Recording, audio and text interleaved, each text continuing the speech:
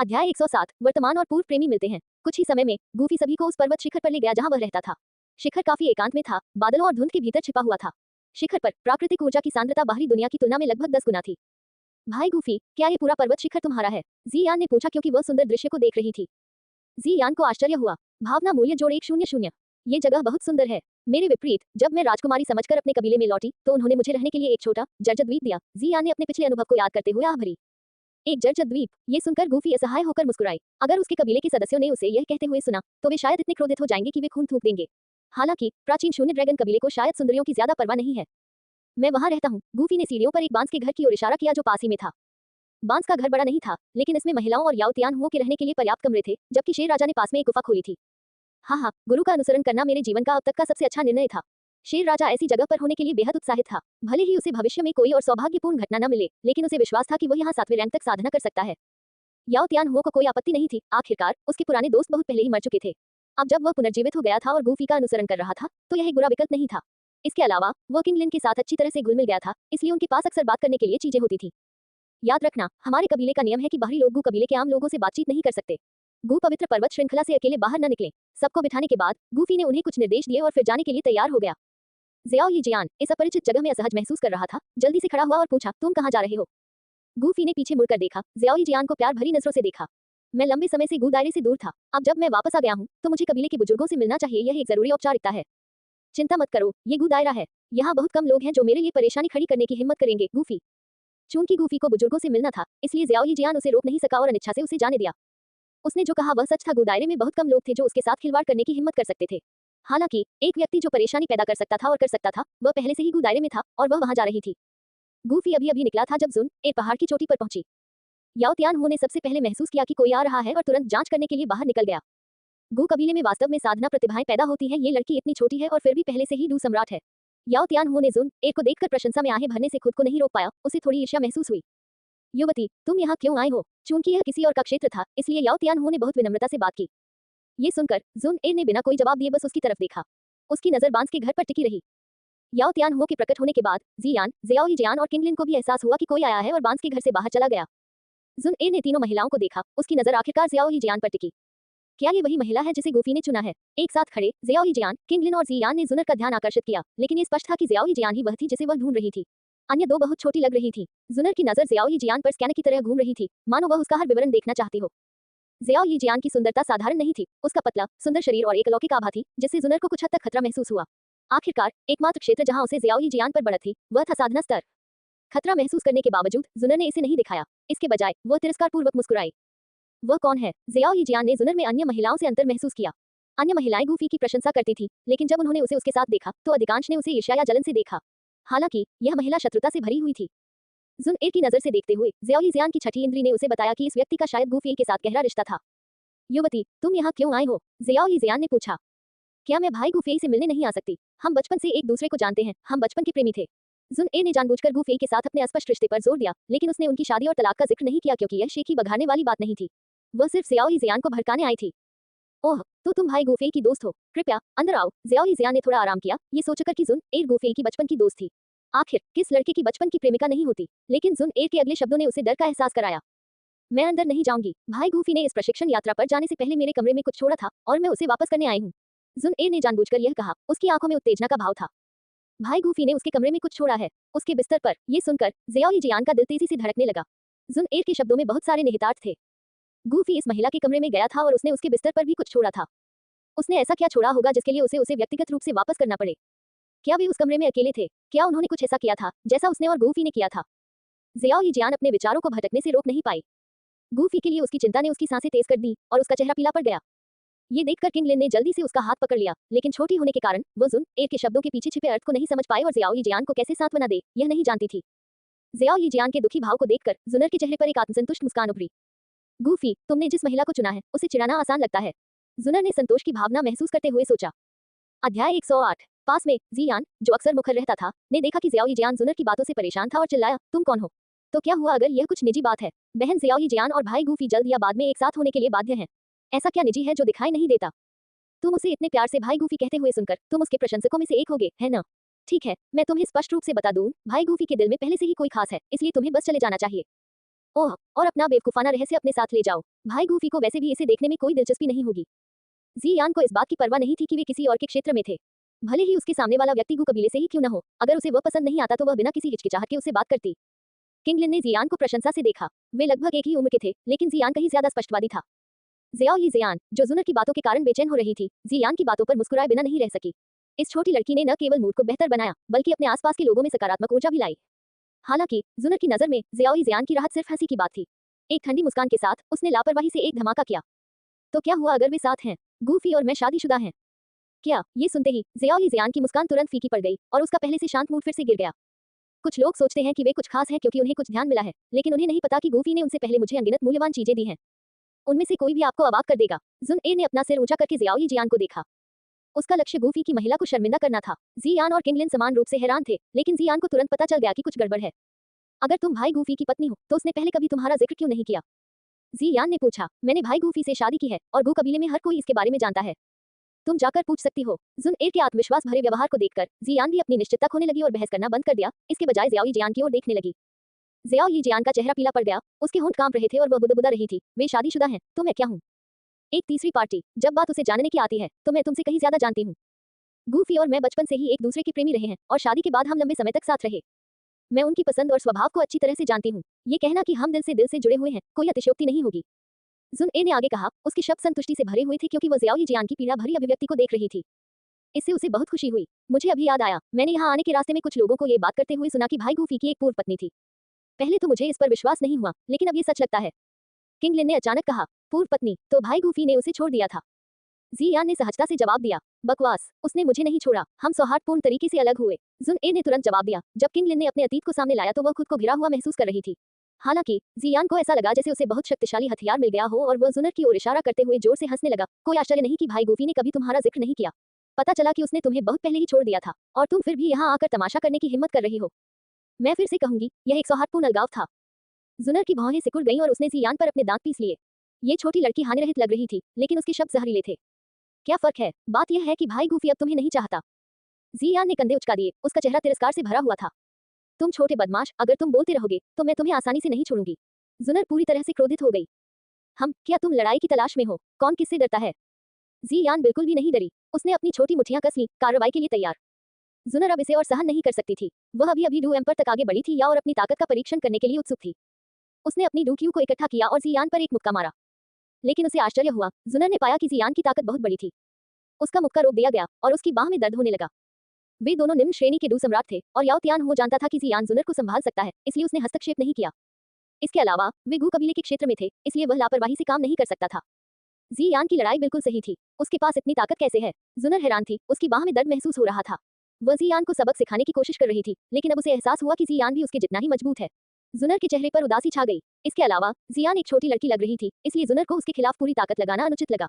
आखिरकार वे गूफी के मेहमान थे, जबकि जुन एर को गूफी का सम्मान करने की जरूरत नहीं थी। वह गू कबीले के आतिथ्य नियमों को नहीं भूल सकती थी। मैं तुम्हें कुछ सलाह देती हूँ। गूफी की पत्नी बनना आसान नहीं होगा।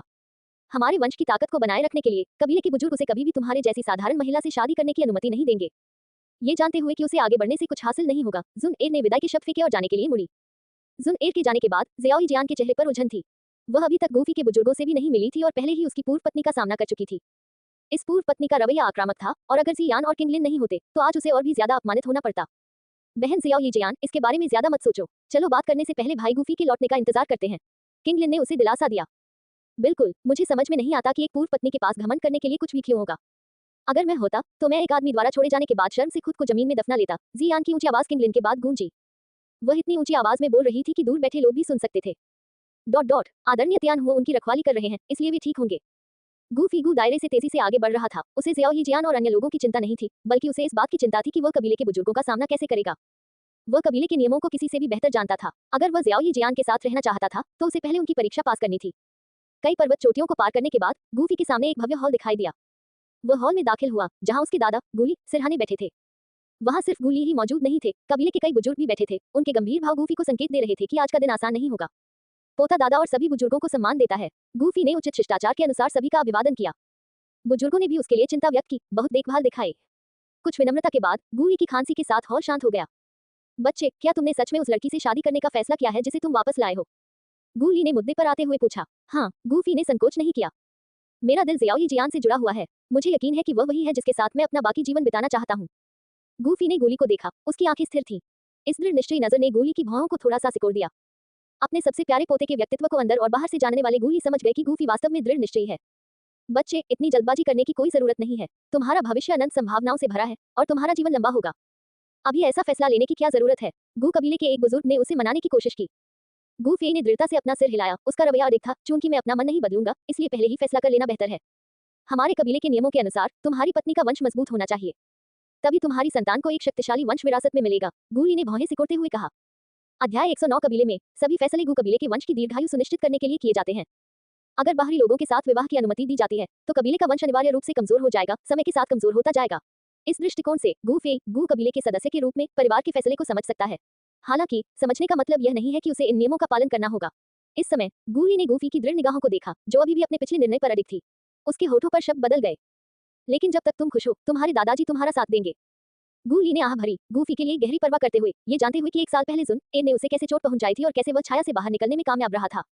दादाजी, आपको ये भी पता होना चाहिए कि ज़ियाओ जियान के पास भयानक जहर शरीर है। अतीत में महाद्वीप पर भयानक जहर शरीर वाले लोग कभी भी शीर्ष स्तरीय विशेषज्ञ नहीं बन पाए, क्योंकि वे अंततः युवावस्था में ही मर जाते थे। लेकिन ज़ियाओ जियान ने अपने जहर शरीर के खतरों को पूरी तरह से हल कर लिया है। उसकी भविष्य की उपलब्धियां कम से कम डूसेंट होंगी। गूफी के शब्दों ने हॉल में सभी के दिलों को झकझोर दिया। उन्होंने कभी किसी को भयानक जहर शरीर को पूरी तरह से नियंत्रित करते नहीं देखा था। साधना में बाधाओं की कमी के साथ उस तरह का शरीर वास्तव में भयानक था। इसके अलावा भले ही ज़ियाओ जियान एक साधारण महिला ही क्यों न हो, जब तक मैंने उसे चुना है वह मेरी पत्नी बनेगी। हमारे वंशजों की वंशावली के लिए जब मैं दूधी बन जाऊंगा तो क्या आपको लगता है कि चिंता करने की कोई जरूरत होगी? गू फे ने आगे कहा। उसके शब्द इतने वीर भाव से भरे थे कि उसने उपस्थित सभी बुजुर्गों को चौंका दिया। अगर गू कबीले ने एक नया दूधी पैदा किया तो गू कबीले के सभी सदस्य एक बार फिर से अपने दूधी वंश को जगाएंगे। उस समय क्या पतले वंश के बारे में अभी भी कोई चिंता होगी? बिल्कुल नहीं। साहसिक शब्द किसी की आत्मा को शक्ति दे सकते हैं, लेकिन आत्मा की शक्ति स्थिति की वास्तविकता को नहीं बदल सकती। अगर आप दूधी बन जाते हैं तो स्वाभाविक रूप से सब कुछ ठीक हो जाएगा, लेकिन ऐसा करना कहना जितना आसान है, करना उतना आसान नहीं है। पिछले दूधी के पतन के बाद से डूकी महाद्वीप में 10,000 वर्षों से कोई दूसरा दूधी नहीं हुआ है। कबीले का नेता ऐसा नहीं कर सका, नहीं ज़ियाओ कबीले का वह प्राचीन प्रतिभाशाली व्यक्ति। क्या फायदा? क्या तुम्हें उनसे ज्यादा कुछ है जो तुम्हें इतनी हिम्मत देता है कि तुम इतनी हिम्मत से दूधी बनने के बारे में बोल पाओ? कुल के कुछ सबसे पुराने बुजुर्गों ने उस दौर को व्यक्तिगत रूप से देखा था। इस वजह से वे समझ गए थे कि दूधी बनना कितना मुश्किल था। हालांकि गूफी ने उल्लेखनीय प्रतिभा दिखाई थी, लेकिन वह ज़ियाओ कबीले के उस प्रतिभाशाली व्यक्ति से बेहतर नहीं था, तो वह क्यों कर सकता था जो दूसरे नहीं कर पाए? गूफी समझ गया कि बुजुर्ग ज़ियाओ जुबान का जिक्र कर रहा था, जो 1000 साल पहले ज़ियाओ कबीले का नेता था, जो एक सर्वोच्च प्रतिभाशाली व्यक्ति था। वह देवत्व बांडी की आधी सीढ़ी तक पहुंच गया था, फिर भी अपने कबीले के पूरे समर्थन के बावजूद दूधी तक पहुंचने में विफल रहा था। इसलिए कबीले के लिए गूफी के साहसिक दावे पर सवाल उठाना सामान्य बात थी।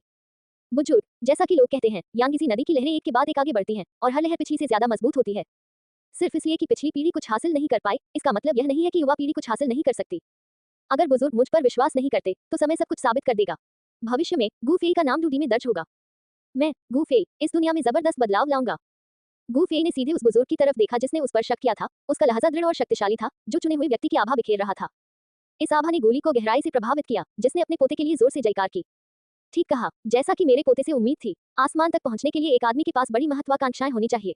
कौन कहता है कि मेरा पोता दूधी नहीं बन सकता? तुम्हारे दादाजी तुम पर विश्वास करते हैं। गूली के चेहरे पर मुस्कान थी, उसका ये पोता वास्तव में उसे पसंद था। हालांकि वह जानता था कि दूधी बनना बहुत मुश्किल था, लगभग असंभव। गूफी की महान महत्वाकांक्षा वास्तव में संतुष्टिदायक थी। गूफी के महत्वाकांक्षी व्यवहार ने गूली को यह भ्रम भी दिया, मानो गूफी पहले ही दूधी के दायरे में कदम रख चुका था और गू कबीले में समृद्धि का एक नया युग ला रहा था। गूली की गूफी का खुलकर समर्थन करने के बाद बाकी लोगों के पास कहने के लिए कुछ नहीं था और वे चुप हो गए। आगे बढ़ो, अगर कबीले से कोई विरोध हुआ तो तुम्हारे दादाजी उन्हें अभी के लिए रोक लेंगे। गूली ने गूफी को एक आखिरी आश्वासन दिया। गूफी ने गूली को एक आभारी नजर से देखा। कबीले में अपने दादा की स्थिति के साथ उन्हें कुछ समय के लिए किसी भी परेशानी का सामना नहीं करना पड़ेगा। ज़ियाओ जियान के बारे में चर्चा करने के बाद बुजुर्गों ने गूफी की हाल की यात्राओं और अनुभवों को सामने लाया। लेकिन गूफी गूली से मिलने आया था एक उद्देश्य के साथ। एक बार गंभीर मामले खत्म हो जाने के बाद उसका दिमाग कहीं और था, और कुछ आकस्मिक प्रतिक्रियाओं के बाद वह आखिरकार भागने में सफल रहा। हॉल से बाहर निकलने के बाद गूफी अपने निवास पर लौट आया। मैं वापस आ गया हूँ। गूफी बांस के घर के सामने उतरा। धीरे से अपनी वापसी की घोषणा करते हुए उसने दरवाजा खोला, केवल ज़ियाओ जियान के पीले चेहरे को देखने के लिए। क्या हुआ? क्या भयानक जहर शरीर ने फिर से काम किया है?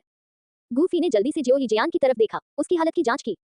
उसके हृदय मेरिडियन में कुछ व्यवधान के अलावा भयानक जहर शरीर के भड़कने का कोई संकेत नहीं था।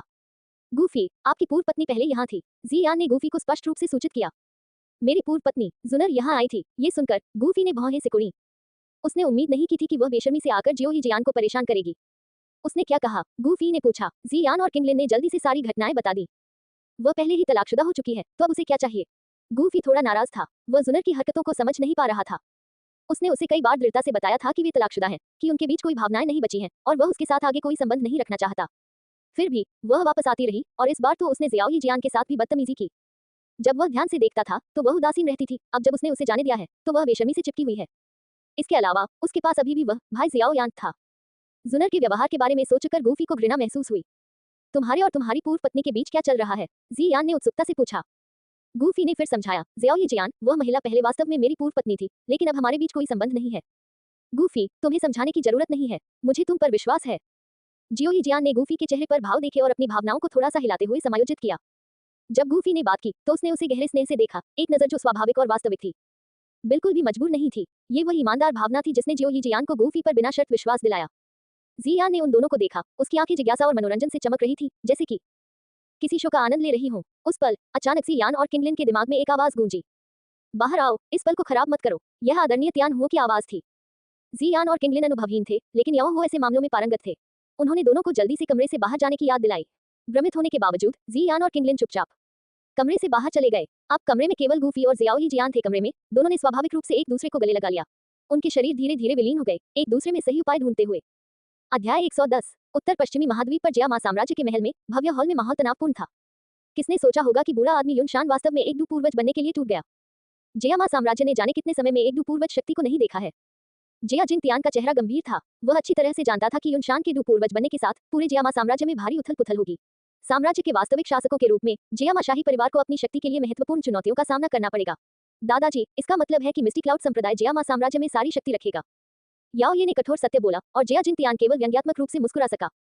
दादाजी, आप कई वर्षों से डू सम्राट के शिखर पर हैं। शायद निरंतर प्रयास से आप जल्द ही सफलता प्राप्त कर लें। कोई व्यक्ति सफलता के जितना करीब पहुंचता है, उतना ही उसे समझ में आता है कि यह कितना कठिन है। भले ही मैं सफलता प्राप्त न कर पाऊं, लेकिन मिस्टी क्लाउड संप्रदाय के पास डू पूर्वज के रूप में केवल युनशान ही है। यदि हम 3 प्रमुख परिवारों को एकजुट करते हैं, तो हमारे पास अभी भी उन्हें चुनौती देने का मौका हो सकता है। याओ ये, मैं जानता हूं कि आपके इरादे अच्छे हैं, लेकिन मैं सफलता के सबसे करीब हूं और साथ ही मैं सबसे ज्यादा जानता हूं कि डू पूर्वज कितने शक्तिशाली होते हैं। यदि युनशान वास्तव में डू पूर्वज बन गया है, तो कई डू सम्राट मिलकर भी उसका मुकाबला नहीं कर पाएंगे। जिया जिन तियान के शब्दों ने याओ ये की लड़ाकू भावना को कम कर दिया। क्या वे वास्तव में मिस्टी क्लाउड संप्रदाय के सामने झुकने के अलावा कुछ नहीं कर सकते? संप्रदाय की महत्वाकांक्षा और तरीकों के साथ जियामा साम्राज्य के शाही परिवार को अनिवार्य रूप से पतन का सामना करना पड़ेगा। संप्रदाय किसी अन्य शक्ति को उनके साथ सत्ता साझा करने की अनुमति नहीं देगा। याओ ये ने सोचा, अचानक उसे किसी का ख्याल आया। दादाजी, क्या आपको याद है कि जियामा साम्राज्य में एक और डू पूर्वज शक्तिशाली था? क्या आप यंग मास्टर गूफी के बारे में बात कर रहे हैं? इस नाम के उल्लेख पर जिया जिंटियन की आंखें चमक उठी। अगर यंग मास्टर गूफी हमारी मदद करने को तैयार है, तो हमें युनशान से क्यों डरना चाहिए? उस समय जब उसने गूफी को देखा तो उसने तुरंत उसे एक वास्तविक डू पूर्वज शक्तिशाली के रूप में पहचाना, न कि एक साधारण व्यक्ति। गूफी एक उच्च स्तरीय डू पूर्वज था जो अपने जैसे अनुभवी व्यक्ति में भी भय पैदा करने में सक्षम था। लेकिन भले ही यंग मास्टर गूफी मदद करने को तैयार हो, लेकिन उसे ढूंढना ही एक चुनौती होगी। याओ ये निराश महसूस कर रही थी। उसे लगा कि उसका विचार अवास्तविक था, लेकिन जिया जिंटियान सहमत नहीं थी। समस्या को हल करने के लिए यंग मास्टर गूफी को यहाँ लाना जरूरी नहीं है। सौभाग्य से हमने पहले कुछ समय के लिए यंग मास्टर गूफी की मेजबानी की थी, जिससे एक रिश्ता स्थापित हुआ। उस संबंध के साथ मिस्टी क्लाउड संप्रदाय जल्दबाजी में काम करने से हिचकिचा सकता है। इसके अलावा यंग मास्टर गूफी ने ए के लिए जो 7वीं स्तरीय कीमियागर मैनुअल छोड़ा है, उसने कीमियागर एसोसिएशन को हमारे शाही परिवार से बांध दिया है।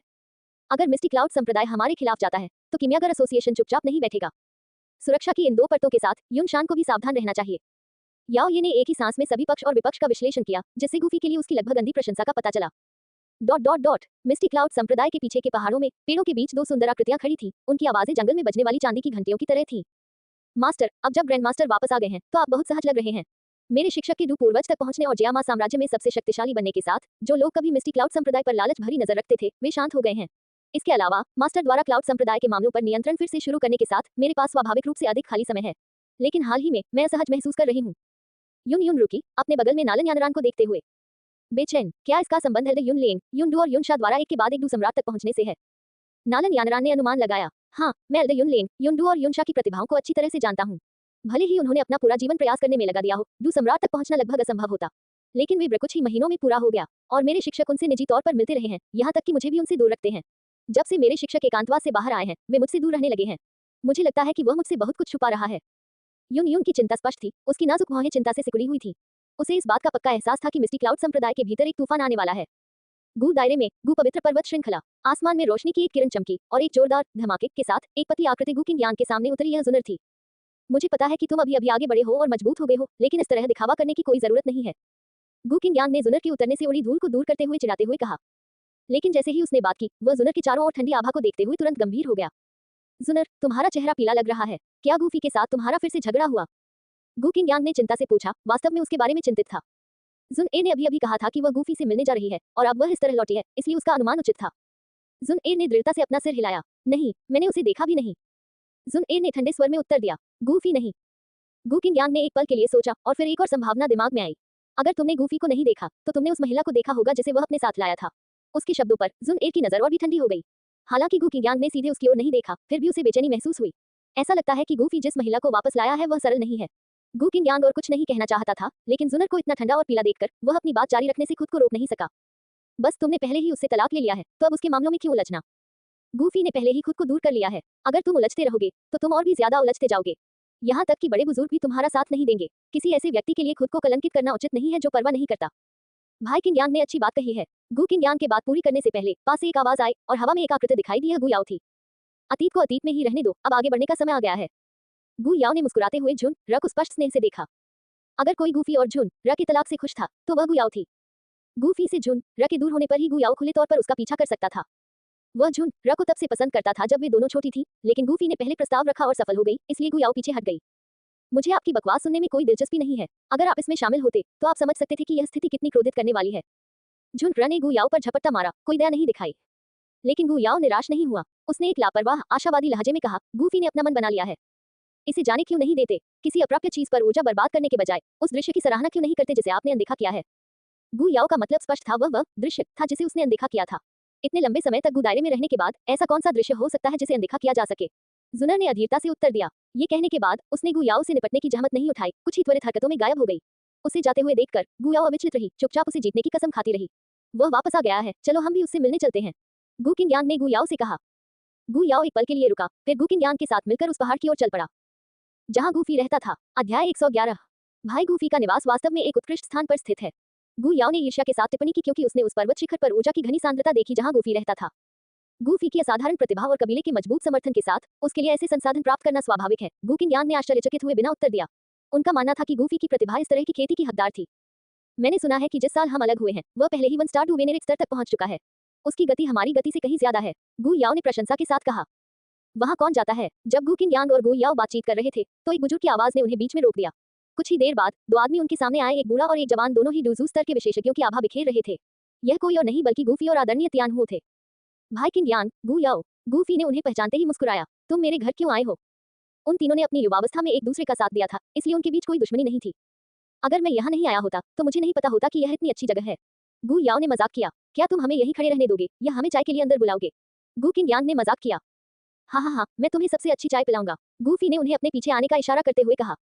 जल्द ही वे चारों पहाड़ के किनारे एक मंडप में बैठे जहां से हल्की हवा बह रही थी। भाई किंग गू याओ, मुझे आपके आने की खुशी किस बात से मिली? गूफी ने सीधे पूछा, ये जानते हुए कि उनके आने का कोई कारण होगा। गू किंग और गू याओ ने सामने से नजरें मिलाई। मीर ने अपनी चाय रखी और बोला, हमें ब्लैक सबमर्ज्ड आर्मी से खबर मिली है कि 2 कमांडर रिटायर होने की योजना बना रहे हैं। हम खाली पदों के लिए प्रतिस्पर्धा करने पर विचार कर रहे हैं। क्या आप रुचि रखते हैं, भाई गूफी? गू कबीले के भीतर ब्लैक सबमर्ज्ड आर्मी का एक उच्च दर्जा था जिसमें 7 चयन मानदंड थे। सदस्यों को कबीले के प्रति पूरी तरह से वफादार होना पड़ता था और एक विशिष्ट आयु सीमा के भीतर कुछ निश्चित शक्ति स्तरों को पूरा करना पड़ता था। वार्षिक मूल्यांकन कठोर थे और जो मानकों को पूरा करने में विफल रहे उन्हें हटा दिया गया, जिससे सेना की गुणवत्ता असाधारण रूप से उच्च बनी रही। उच्च पदों, विशेष रूप से 8 कमांडरों और 4 जनरलों के लिए और भी सख्त आवश्यकताएं थीं। उच्च साधना स्तर होना ही पर्याप्त नहीं था, किसी को आयु मानदंड भी पूरा करना पड़ता था। गूफी के दादा गूली ब्लैक सबमर्ज्ड किंग थे जो सेना के सर्वोच्च नेता थे, इसलिए गूफी इन मामलों से अच्छी तरह वाकिफ थे। अगर मैं अपनी ताकत को तेजी से बढ़ाना चाहता हूं तो मुझे ज्यादा संसाधनों की जरूरत है। और कबीले से ज्यादा संसाधन पाने का सबसे आसान तरीका है प्रभाव हासिल करना। सिर्फ अपने दादा पर निर्भर रहना आलोचना को आकर्षित करेगा। अगर मैं ब्लैक सबमर्ज्ड आर्मी में कमांडर बन जाता हूं तो कबीले के अंदर और बाहर दोनों जगह मेरे लिए चीजें बहुत आसान हो जाएंगी। उद्धरण चिन्ह। अपने विकल्पों पर ध्यान से विचार करने के बाद गूफी ने अपना फैसला किया। ईमानदारी से कहूं तो मैं कमांडर पद के बारे में भी सोच रहा था। यह एक अच्छा अवसर हो सकता है, गूफी ने दोनों से कहा। बढ़िया, भाई गूफी के प्रतियोगिता में शामिल होने से 3 महीने में चयन बहुत ज्यादा रोमांचक होगा। गू किंग और गू याओ दोनों खुश थे, लेकिन उन्हें ये भी पता था कि अब उनका सामना एक मजबूत प्रतिद्वंद्वी से होगा। केवल 2 पद उपलब्ध होने के कारण उनमें से एक गू किंग, गू याओ या गूफी बाहर हो जाएगा। गूफी की प्रतिभा और ताकत ने उसे एक गंभीर प्रतियोगी बना दिया। गू किंग और गू याओ दोनों ही 1 स्टार डूजुन थे, लेकिन गू किंग थोड़ा पहले ही आगे बढ़ गया था और उसे ज्यादा अनुभव था। हालांकि दोनों गूफी से बड़े थे। उनका एकमात्र फायदा यह था कि प्रतियोगिता इस साल हो रही थी। अगर इसमें 2 साल की देरी होती तो गूफी की प्रतिभा शायद उन्हें बहुत पीछे छोड़ देती। चलो 3 महीने में प्रतियोगिता में मिलते हैं। अपने व्यवसाय के समाप्त होने के बाद गू किंग और गू याओ ज्यादा समय तक नहीं रुके और जल्दी ही चले गए। जैसा कि गू कबीले से उम्मीद की जाती थी, वे दोनों 30 साल के भी नहीं हैं और पहले ही डू वेनेरेट स्तर पर पहुंच चुके हैं। याओ तियान हो उनके जाने के बाद अपना आश्चर्य व्यक्त करने से खुद को रोक नहीं पाए, खासकर गूफी की और भी ज्यादा राक्षसी प्रतिभा को देखते हुए। उन्होंने याद किया कि डू वेनेरेट तक पहुंचने में उन्हें कितने साल लगे थे और खुद की तुलना इन युवा प्रतिभाओं से करना निराशाजनक था। गू किंग यांग और गू याओ को विदा करने के बाद गूफी बांस के घर में लौट आया, जहां ज़ियाओ यीजियान, किंग लिन और ज़ी यान मस्ती में लड़ रहे थे, जिससे कमरा हंसी से भर गया। जब गूफी ने प्रवेश किया तो बिस्तर पर लेटे हुए ज़ियान ने ऊपर देखा और पूछा, तुम्हें देखने कौन आया था? ये फिर से तुम्हारी पूर्व पत्नी नहीं थी, है ना? ज़ियाओ यीजियान के लिए परेशानी खड़ी करने के लिए ज़ियान ने जुनर से नाराजगी जताई थी। नहीं, ये सिर्फ कबीले के दो भाई थे, गूफी ने समझाया। तुम्हें कोई परेशानी नहीं हुई, है ना? ज़ियाओ यीजियान ने चिंतित होकर पूछा। चिंता मत करो, वे सिर्फ ये पूछने आए थे कि क्या मैं 3 महीने में ब्लैक सबमर्ज्ड आर्मी में कमांडर पद के लिए प्रतिस्पर्धा करने में दिलचस्पी रखता हूँ। अगर मैं जीत गया तो मैं 8 कमांडरों में से एक बन जाऊंगा, और अगर मैं कमांडर बन जाता हूँ तो गू कबीले में तुम्हारा रुतबा और बढ़ जाएगा। गूफी ने ज़ियाओ यीजियान की तरफ कोमलता से देखते हुए कहा, जो उसकी निगाहों के सामने शर्मा गई। ज़ियाओ यीजियान भावुक हो गई। भावनात्मक मूल्य जोड़ 100। क्या तुम्हारी पूर्व पत्नी भाग लेने जा रही है? अगर वह भाग लेती है तो मैं भी शामिल होकर उसे सार्वजनिक रूप से पीटना चाहूंगा, ज़ियान ने अपनी मुठ्ठियां भींचते हुए कहा। गूफी ने हल्के से ज़ियान के सिर पर थपथपाया। अगर वह भाग भी लेती है तो भी तुम एक बाहरी व्यक्ति हो, इसलिए तुम्हें भाग लेने की अनुमति नहीं दी जाएगी। ज़ियान एक गुब्बारे की तरह फूल गया, निराश दिख रहा था। क्या तुम्हें लगता है कि तुम जीत सकते हो? ज़ियाओ यीजियान ने पूछा, अभी भी गूफी के बारे में चिंतित थी। मुझे लगता है कि मैं टू स्टार डू वेनेरेट में प्रवेश करने की कगार पर हूँ। इसमें ज्यादा समय नहीं लगना चाहिए, गूफी ने उसे आश्वस्त किया। उसके शब्दों ने उसे ज़ियान की तीखी नजरों से देखा। वह अभी डू वेनेरेट में पहुंचा था और अब वह टू स्टार डू वेनेरेट तक पहुंचने की बात कर रहा है। 3 या 4 दिनों के समायोजन के बाद ज़ियाओ यीजियान और अन्य लोगों ने गू दायरे में जीवन के लिए खुद को ढाल लिया था, जिससे गूफी को अपनी साधना पर ध्यान केंद्रित करने में मदद मिली। ज़ियाओ यीजियान और किंग लिन ने हर दिन लगन से प्रशिक्षण लिया, जबकि ज़ियान थोड़ा अधिक आराम से था। 10 दिन बाद गूफी ने अपना एकांत प्रशिक्षण शुरू किया। उसने अपनी विशेषताओं की जांच करने के लिए सिस्टम पैनल खोला। मेजबान गूफी। आयु 17। साधना लेट 1 स्टार डू वेनेरेट। योग्यता 101 grade 10 do D blood line. संविधान 80 रॉयल ब्लड लाइन के रैंक 8 जादुई जानवर के बराबर। आत्मा मिड स्पिरिट क्षेत्र। साधना तकनीक ग्रेट फ्लेम हॉट सूट निम्न स्वर्ग स्तर। डू तकनीक फ्लेम डिवोरिंग केज उच्च पृथ्वी स्तर सनफिंगर मध्य पृथ्वी स्तर स्वर्गीय स्टार स्टेप्स उच्च पृथ्वी स्तर मूवमेंट तकनीक क्यूब 5 रिंग फ्लेम एक्सपेलिंग तकनीक उच्च पृथ्वी स्तर 4 अलग अलग स्वर्गीय लपटों को इकट्ठा करके निम्न स्वर्ग स्तर तक आगे बढ़ सकता है। गॉड सील तकनीक उच्च पृथ्वी स्तर सभी 5 मोहरों की पूर्ण महारत हासिल करने पर निम्न स्वर्ग स्तर के बराबर। कीमिया 8 स्तर प्रारंभिक चरण। विलय स्वर्गीय लपटे समुद्री हृदय ज्वाला हरा कमल कोर ज्वाला गिरे हुए हृदय ज्वाला। संचित भावनात्मक मूल्य 54,352। मेरी साधना बढ़ाओ। साधना एपिफनी को ट्रिगर करने के लिए 30,000 भावनात्मक मूल्य का उपभोग करता है। एपिफनी की सहायता से गूफी ने केवल 5 दिनों में 2 सितारा डू वेनेरेट को आसानी से तोड़ दिया। अध्याय 112। तुम किस बारे में सोच रहे हो? चिंतित हो कि तुम आगामी प्रतियोगिता में गूफी से हार जाओगे। गूफी के स्थान से निकलने के बाद गुकिंग ने देखा कि गुयाओ परेशान लग रहा था, जैसे कि उसके दिमाग में कुछ चल रहा था। क्या आपको लगता है कि हमें जुन एक को गूफी की प्रतियोगिता में भागीदारी के बारे में सूचित करना चाहिए? जुन एक प्रतिस्पर्धा नहीं कर रही है तो उसे क्यों बताएं? गुकिंग को पता नहीं था कि गुयाओ क्या सोच रही थी। जुन एक गूफी के बारे में बहुत परवाह करती है, वह निश्चित रूप से जानना चाहेगी। चलो उससे मिलते हैं, गू याओ ने जोर दिया और गुकिंग यांग उसके पीछे चली गई। उस समय जुन एर अपने पहाड़ की चोटी पर थी, अपने सामने एक बड़े टूटे हुए पत्थर को घूर रही थी, जो स्पष्ट रूप से उसके अपने काम का परिणाम था। जब जुन एर ने गू याओ और गुकिंग यांग को आते देखा तो उसने बिना कुछ कहे उदासीनता से उनकी ओर देखा। गू याओ जुन एर के पास उतरी और धीरे से बोली, क्या तुम्हें पता है कि ब्लैक सबमर्ज्ड आर्मी में कमांडर के लिए 2 पद खाली हो गए हैं? जुन एर गहरी सोच में डूबी हुई कोई जवाब नहीं दिया। गूफी भी इनमें से किसी एक पद में रुचि रखता है, गू याओ ने कहा, अंततः जुनर का ध्यान आकर्षित किया। गू याओ को देखते ही उसकी निगाहें और भी ठंडी हो गईं और उसने पूछा, क्या गूफी कमांडर पद के लिए प्रतिस्पर्धा करने की योजना बना रहा है? हाँ, गू याओ ने पुष्टि की। जुनर की खूबसूरत आंखें चमक उठी। चूंकि गूफी ब्लैक सबमर्ज्ड आर्मी में कमांडर बनना चाहता था, इसलिए वह सुनिश्चित करेगी कि यह उसके लिए आसान रास्ता न हो। क्या आपको लगता है कि गूफी में वह सब कुछ है जो इसके लिए जरूरी है? जुनर ने कुछ दिलचस्पी दिखाते हुए पूछा। हालांकि गूफी पहले ही डू वेनेरेट में पहुंच चुका है, लेकिन मैं 10 दिन पहले 2 स्टार डू वेनेरेट में पहुंच गया हूं। जैसा कि यह है, गूफी के लिए मुझे हराना मुश्किल होना चाहिए, गुकिंग यांग ने आत्मविश्वास से उत्तर दिया। डू वेनेरेट में 1 स्टार का अंतर एक खाई की तरह था, यही वजह थी कि गुकिंग यांग ऐसा दावा कर सकता था। हालांकि गूफी और मैं साधना में एक ही स्तर पर हैं, मैं उनसे कुछ साल बड़ा हूं और डू तकनीक को नियंत्रित करने में उनसे ज्यादा अनुभव रखता हूं, गू याओ ने कहा, हालांकि उन्हें पता था कि उनका आत्मविश्वास कुछ हद तक डगमगा रहा था। अच्छा, गूफी को 1000 सालों में हमारे कबीले का सबसे बड़ा प्रतिभाशाली व्यक्ति माना जा सकता है, लेकिन इस बार उन्हें हार का दंश झेलना पड़ेगा। मैं चाहता हूं कि उन्हें एहसास हो कि इस दुनिया में उनसे ज्यादा ताकतवर अनगिनत लोग हैं और उन्हें घमंडी होने का कोई अधिकार नहीं है। गुकिंग यांग और गू याओ के गूफी को हराने के आत्मविश्वास को सुनकर जुनर बहुत खुश हुई। वह आने वाली प्रतियोगिता में गूफी की बेइज्जती देखने का बेसब्री से इंतजार कर रही थी। केवल उसका अपमान ही उसके दिल में आक्रोश को कम कर सकता था। जुनर को मुस्कुराते हुए देखकर गू याओ ने चुपचाप अपनी मुठ्ठियां भींच ली। मुझे इस अवसर का फायदा उठाना चाहिए, गू याओ ने खुद से वादा किया। वह जानता था कि यह उसके जीवन का एक महत्वपूर्ण क्षण हो सकता है। अगर वह प्रतियोगिता में गूफी को हरा सकता है तो वह अंततः जुनर का पक्ष जीत सकता है। वह बचपन से ही जुनर पर मोहित था और जब जुनर ने गूफी से शादी की तो उसने सोचा कि वह अपना बाकी जीवन पछतावे में जिएगा। लेकिन गूफी और जुनर की तलाक ने सब कुछ बदल दिया। पहली बार वह जुनर के पहले से कहीं ज्यादा करीब महसूस कर रहा था। इसके लिए वह कोई कसर नहीं छोड़ेगा और अपना सब कुछ दे देगा। जुनर के घर से निकलने के बाद गु याओ और गु किंगयांग दोनों ने 3 महीने में प्रतियोगिता की तैयारी शुरू कर दी। चाहे खुद के लिए हो या दूसरों के लिए, उन्हें मंच पर अपनी पूरी ताकत दिखानी थी। समय उड़ता चला गया और पलक झपकते ही 3 महीने बीत गए। प्रतियोगिता शुरू होने वाली है। क्या आपको विश्वास है कि आप उन सभी को हरा सकते हैं? बांस की इमारत के बाहर गूफी और उसका समूह इकट्ठा हुआ। जियान की उत्सुक अभिव्यक्ति को देखकर कोई सोच सकता है कि वह प्रतियोगिता में भाग लेने वाली थी। मैं झूठे दावे नहीं करता, लेकिन मैं शायद हारूंगा नहीं।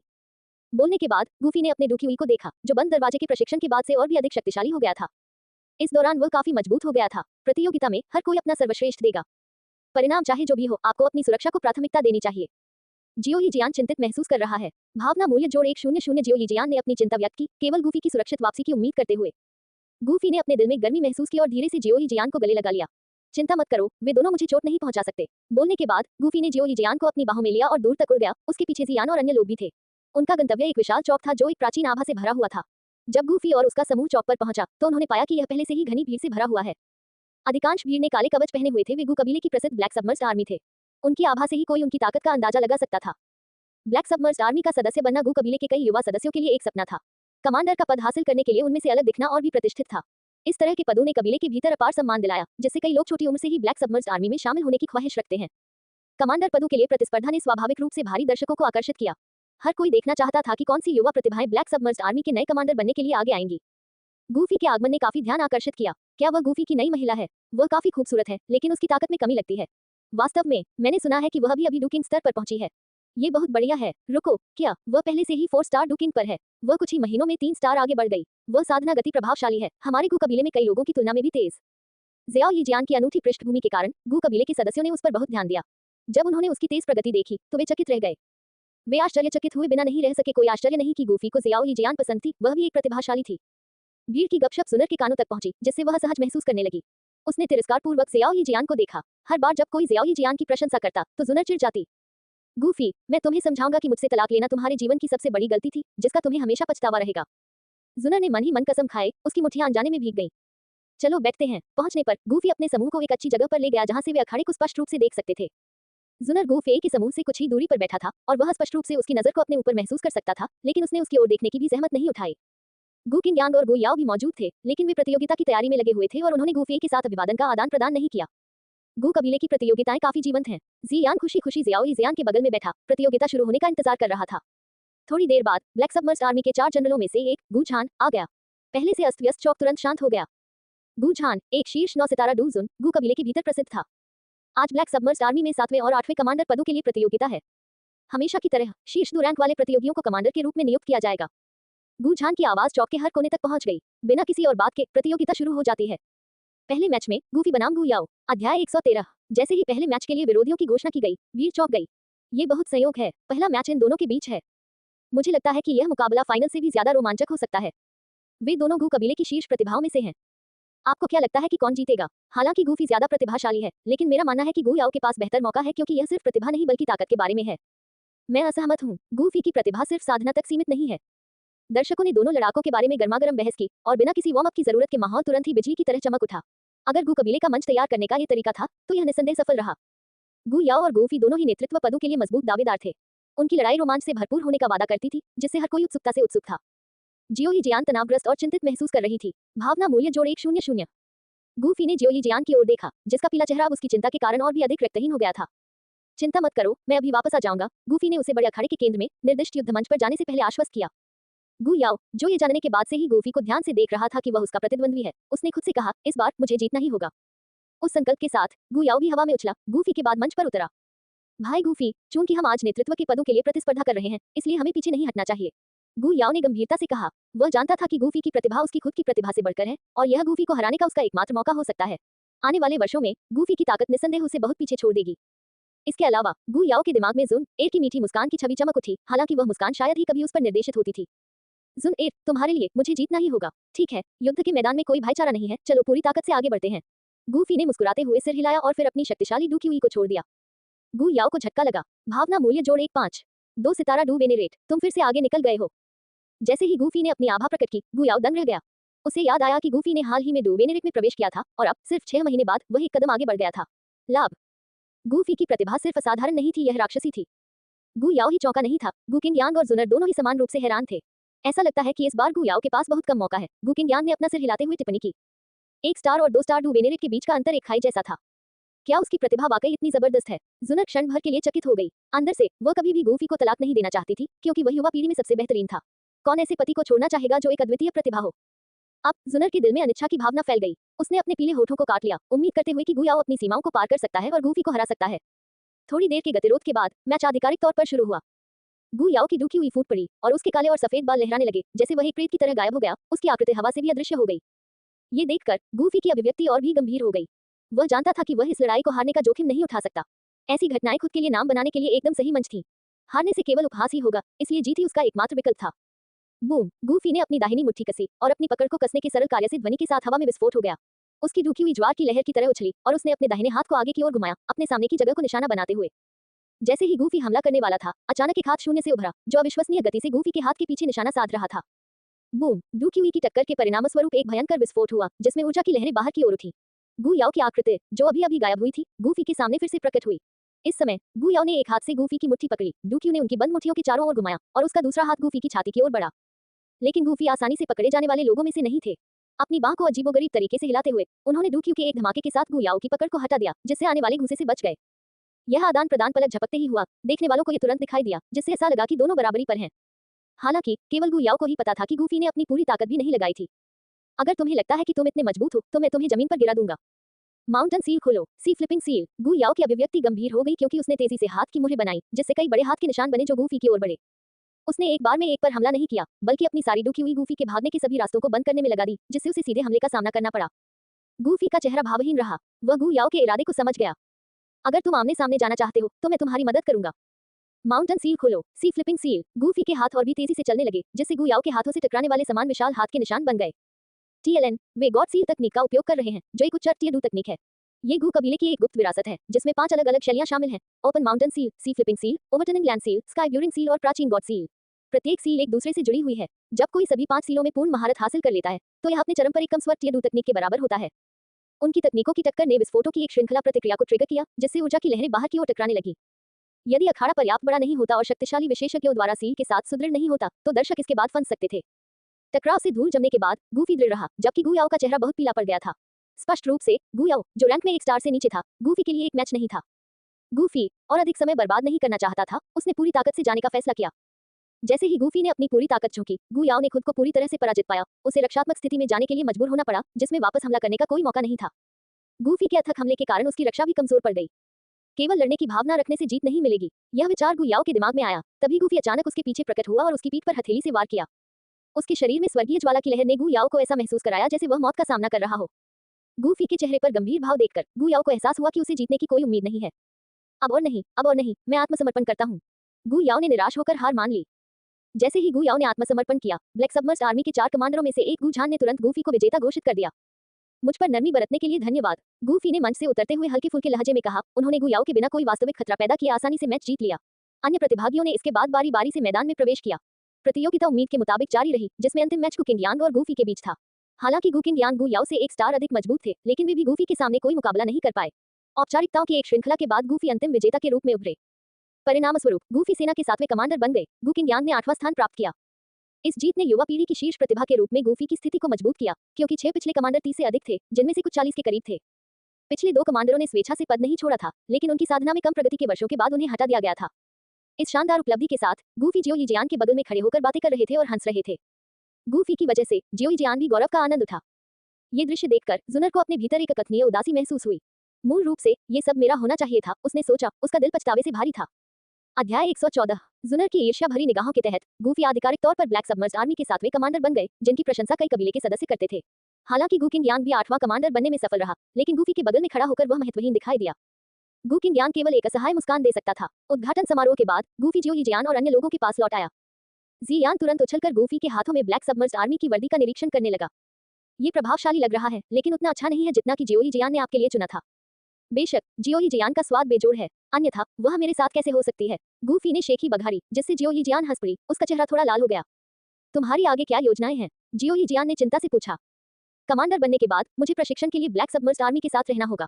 आप सभी मेरे निवास पर आराम कर सकते हैं। आदरणीय तियान हुओ आपकी देखभाल कर रहे हैं, कोई भी आपको परेशान नहीं करेगा।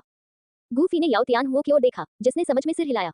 जियोई जियान और अन्य लोग आदरणीय तियान हो के पीछे बांस के घर में चले गए ताकि वे अपनी खेती जारी रख सके, जबकि गूफी गुजान के साथ ब्लैक सबमर्स्ड आर्मी के प्रशिक्षण मैदान में सैनिकों को प्रशिक्षण देना शुरू करने के लिए चले गए।